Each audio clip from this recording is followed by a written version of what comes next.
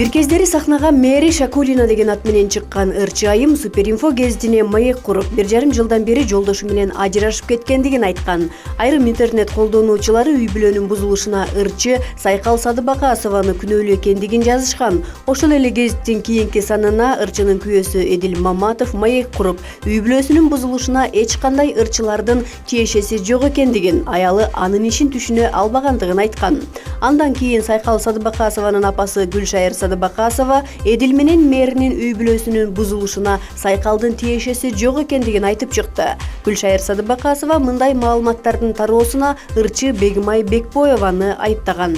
Ал эми Мэрини жок жерден Сайкалга тукуруп жаткан Бекбаева Бегимай деген кыз. Ал бир жерде оштуктарды оромпой тээ ойноймун, силер экинчи сортсуңар деген сөзү үчүн эркек мүнөз кызым сабап койгон экен. Бүгүн ошонун азабын тартып жатат.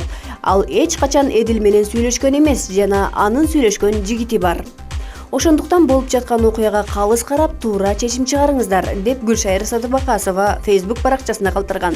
Мен провокацияга эч качан алдырбайм. Гүлшайыр Садыбакасова эжебиз кызынын кылыгын эмне деп жабышын билбей, эми мени күнөөлөп жаткан экен. Facebook баракчасында мага ушул күнгө чейин эч кимдин колу тийген эмес. Эч качан Сайкал экөөбүз урушуп мушташкан эмеспиз. Кандай бул сөздөрдү таап чыгып атасыз билбейм. Оштуктар деп мен эмнеге бөлүнүп айтат элем, Менин досторумдун көпчүлүгү түштүк тараптан. Просто сиздер мени түштүк жергесиндеги адамдарга каралоо максатында жазып жатасыздар.